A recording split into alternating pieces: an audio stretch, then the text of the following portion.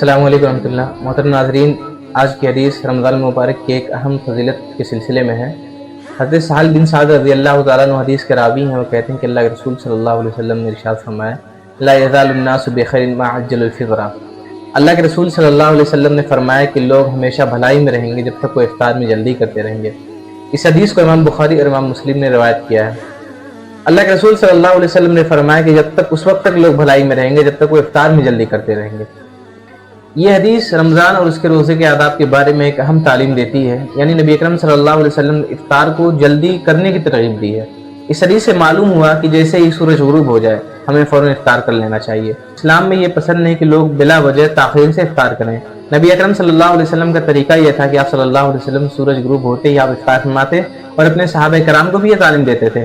आम तौर पर अल्लाह के नबी सल्लल्लाहु अलैहि वसल्लम का मामूल ये था कि आप सादा खजूर से इफ्तारी किया करते थे, और अगर खजूर ना होती तो आप सल्लल्लाहु अलैहि वसल्लम से पानी से इफ्तार फरमाया करते। इससे मालूम हुआ इफ्तार में सादगी और जल्दी दोनों मतलूब है।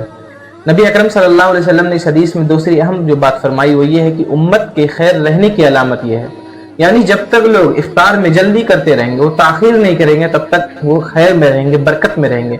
इस हदीस से हमें पता ये चला नबी अकरम सल्लल्लाहु अलैहि वसल्लम के ऊपर, यानी नबी अकरम सल्लल्लाहु अलैहि वसल्लम की अहादीस पर अमल करना, आप सल्लल्लाहु अलैहि वसल्लम की अहादीस पर पैरवी करना हम सब के लिए बहुत ही ज़रूरत है। आप सल्लल्लाहु अलैहि वसल्लम ने जो कुछ कहा, आप सल्लल्लाहु अलैहि वसल्लम ने जो कुछ किया, वो हमारी पैरवी का जरिया होना चाहिए। उस पर अमल होना हमारे लिए बहुत ज़रूरी है। असलाफ का तो कहना है कि जब तक लोग सुन्नतों पर अमल करते हैं तब तक वो कौम जिंदा रहती है। जो उम्मत सुन्नतों को छोड़ देती है वो उसकी ज़िंदगी जो होती है, जब तक उसका क़याम होता है, वो उस क़याम से धीरे धीरे नीचे आना शुरू हो जाती है।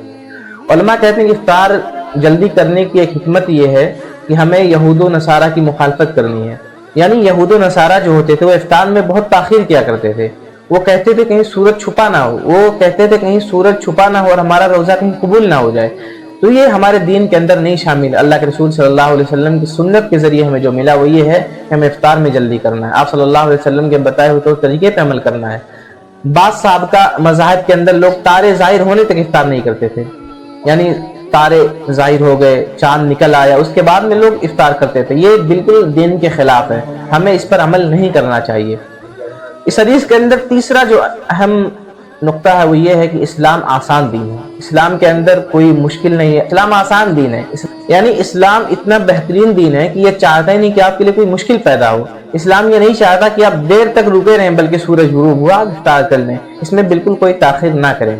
दुआ के कबूलियत के जो अल्लाह के नबी सल्लल्लाहु अलैहि वसल्लम ने बहुत सारे असबाब बताए हैं, उन्हीं असबाब में से अल्लाह के नबी सल्लल्लाहु अलैहि वसल्लम ने फरमाया कि रोज़ा भी एक बहुत बड़ा ज़रिया है, इफ्तार भी बहुत बड़ा ज़रिया है। यानी अगर कोई बंदे मोमिन रमज़ान मुबारक के महीने में रोज़ों का एहतमाम करता है और रोज़ा रखने के बाद वो जब बैठता है इफ्तार करने के लिए, तो इफ्तार करने से पहले रब के आगे दुआएं करता है, अपने रब से इल्तिजाएं मांगता है, तो अल्लाह ताला उसकी दुआ को कबूल फरमाते हैं। तो हमें पता ही चला इस हदीस से कि हमें इफ्तार के वक्त दुआ भी करनी चाहिए, इफ्तार में जल्दी भी करना चाहिए और इफ्तार को अपने मामूल में शामिल करना चाहिए। यानी हमें इफ्तार जल्दी ही करना है, इफ्तार में बिल्कुल ताख़ीर नहीं करना है। हदीस से चंद अहम सबक जो हमें मिला वो ये है कि सुन्नत की हमें पैरवी करनी है, इफ्तार में बिला वजह ताख़ीर नहीं करनी है।